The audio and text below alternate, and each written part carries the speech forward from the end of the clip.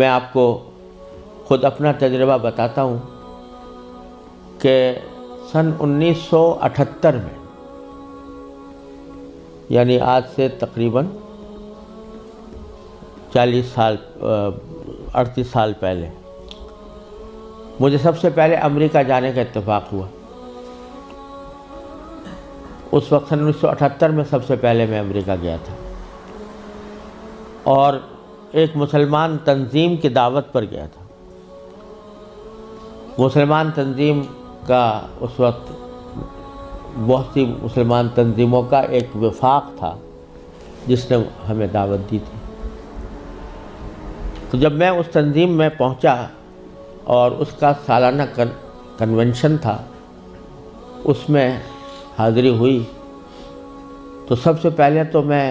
یہ دیکھ کر حیران رہ گیا کہ جب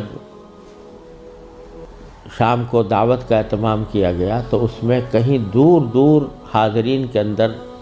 اسلام اور دین کا کوئی شائبہ نظر نہیں آتا تھا۔ خواتین اور نوجوان لڑکیاں وہ مردوں کے ساتھ اور نیم برہنہ لباس میں بیٹھی ہوئی تھی، اور پھر اعلان یہ کیا گیا کہ اگر کسی کو حلال کو کھانا کھانا ہو تو مچھلی استعمال کریں،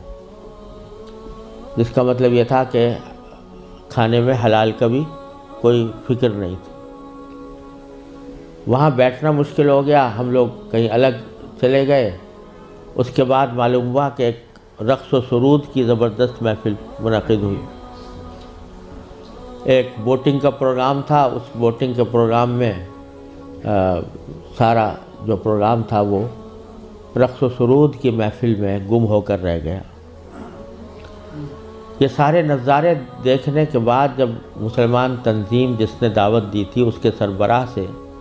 میں نے شکوہ کیا کہ بھائی آپ نے یہ مسلمان تنظیم ہے اور اس میں کہیں دور دور بھی کوئی شائبہ دین کا نظر نہیں آتا، تو آپ کیا کرتے ہیں، کس وجہ سے آپ نے یہ اجتماع منعقد کیا ہے؟ تو وہ لبنانی تھے وہ صاحب جن سے میں نے شکوہ کیا، تو اس کے جواب میں ان کی آنکھوں میں آنسو آنے لگے اور کہنے لگے مولانا آپ صحیح کہتے ہیں، لیکن یہ وہ قوم ہے کہ جس کے بارے میں بس ہم اتنا چاہتے ہیں کہ یہ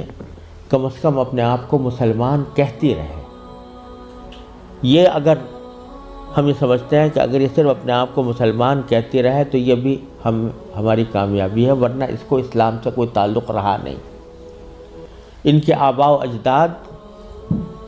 کھانے پینے کی تلاش میں، تجارت اور معیشت کی تلاش میں یہاں آئے تھے، ان کو اپنے بچوں کی تعلیم و تربیت کی کوئی فکر نہیں تھی۔ یہ اسی ماحول کے اندر پلے بڑے ہیں، اور اس کے نتیجے میں ان کو دور دور بھی کہیں ان کے اندر کوئی شائبہ دین کا نظر نہیں آتا۔ ہمارا کام صرف یہ ہے کہ ان کو اس بات پر جمع کر لیں کہ بھئی تم مسلمان ہو، اپنے آپ کو مسلمان کہتے رہو، ورنہ اسلام کی کوئی چیز ان کے اندر باقی نہیں رہی۔ یہ منظر میں نے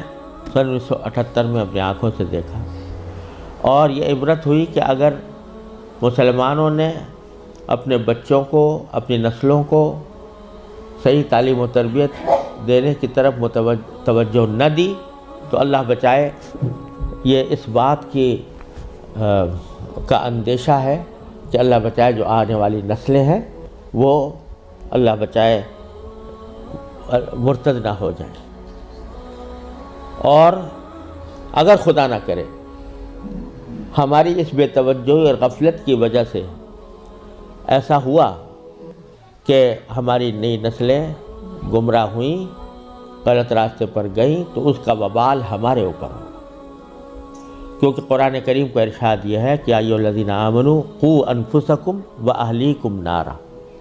جہنم سے بچانا صرف انسان کے لیے اپنا فرض نہیں ہے کہ وہ خود اپنے آپ کو بچائے، بلکہ اپنے گھر والوں کو بچانا بھی اس کی اپنی ذمہ داری۔ اور یہ بڑے شرم کی بات ہوگی کہ ہمارے آباء و اجداد نے ہمیں اللہ تعالیٰ کے فضل و کرم سے ایمان اور اسلام کی دولت ورثے میں عطا فرمائی، اور ہم اپنی اولاد کو اللہ بچائے غلط راستے کے اوپر ڈالنے کے ذمہ دار بنے۔ اس سے زیادہ شرم کی، اس سے زیادہ نقصان کی کوئی اور بات نہیں ہو سکتی۔ لہٰذا یہ مسئلہ جس اہمیت کے ساتھ توجہ کا محتاج ہے، اللہ تعالیٰ کا بڑا فضل و کرم ہے، اب حالات میں تبدیلی آ رہی ہے، خاص طور سے انگلینڈ میں اور امریکہ میں بھی اب بہت مسلمانوں کو اس طرف توجہ ہوئی ہے، ادارے قائم ہو رہے ہیں، لیکن جس پیمانے پر ضرورت ہے اس پیمانے کی ابھی تک کمی ہے، اور اس کا واحد علاج یہی ہے کہ جس کے دل میں بھی یہ درد ہے وہ دامے درمے قدمے سخنے جس طرح بھی ہو سکے وہ